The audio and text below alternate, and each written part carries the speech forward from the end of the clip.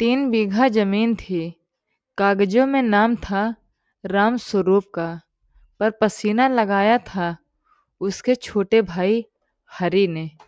राम स्वरूप शहर में रहता था, हरि गांव में। भाई की जमीन को अपनी जान समझकर संभालता।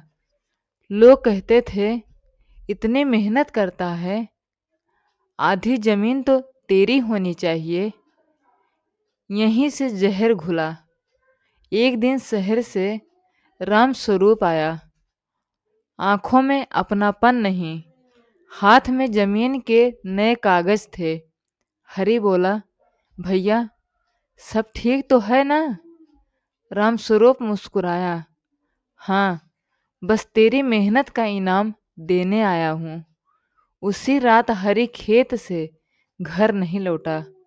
सुबह उसकी लाश नहर में मिली। गांव सन्न रह गया। पुलिस आई, जांच हुई और सच बाहर आया। जमीन जल्दी बिक सके इसीलिए सुपारी दी गई थी। राम स्वरूप को जेल हो गई, जमीन बिक गई। आज वही पैसा है, पर जब जेल में राम स्वरूप रात को करवट बदलता है तो हरि की आवाज आती है, भैया इनाम यही था क्या? सच्चाई आजकल लोग जमीन के लालच में, पैसों के लालच में अपनों का भरोसा ही नहीं, अपनों की सांसें भी बिकवा देते हैं। जेल की कोठरी छोटी थी, पर राम स्वरूप का अपराध उससे कहीं बड़ा। दिन में कैदी बोलते, हंसते, पर रात आते ही सलाखें चुप नहीं रहती थी। हर रात उसे नहर की ठंडी मिट्टी की गंध आती और फिर एक आवाज, भैया जमीन मिल गई। राम स्वरूप पसीने में डूबकर उठ बैठता, हाथ कांपते, आंखें दीवारों में हरि को ढूंढती। एक दिन जेल में माँ मिलने आई।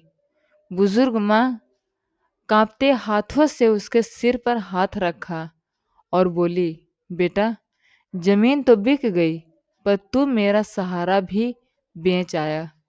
माँ की आंखों से एक भी आंसू नहीं गिरा। शायद आंसू भी अब शर्मिंदा थे। उसी रात राम स्वरूप ने जेल के मंदिर में सर झुका दिया। बोला, भगवान जमीन लौटा दो, पैसा ले लो, बस भाई की आवाज बंद कर दो। पर पाप के सौदे में रिटर्न नहीं होता। जेल की सलाखें एक दिन खुल भी जाएं, पर अपनों का खून जिंदगी भर कैद में रखता है। आज जेल में सन्नाटा था, न किसी कैदी की आवाज, न पहरेदार की डांट। राम स्वरूप को एक चिट्ठी दी गई। चिट्ठी छोटी थी, पर शब्द हथौड़े जैसे। तुम्हारी माँ अब इस दुनिया में नहीं रही।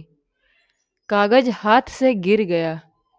जिस माँ ने कभी उसे उंगली पकड़कर चलना सिखाया था, आज उसी माँ की अर्थी उसके बिना उठी थी। न कंधा मिला, न मुख अग्नि थी। बस जेल की दीवार के सहारे बैठकर वो जमीन पर सिर मारता रहा। उसी रात हरि की आवाज फिर आई, पर आज ताना नहीं था। बस इतना बोला, भैया माँ तुम्हें माफ कर गई, पर क्या तुम खुद को माफ कर पाओगे? राम स्वरूप पहली बार फूट फूट कर रोया। न जमीन याद आई, न पैसा। बस वो दिन याद आया जब दोनों भाई एक ही थाली में खाते थे। कुछ साल बाद वो जेल से बाहर आया। गांव वही था, पर लोग नहीं।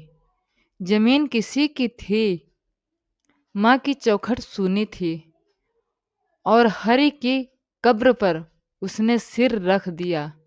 बोला, सब कुछ मिल सकता है, पर भाई वापस नहीं आता।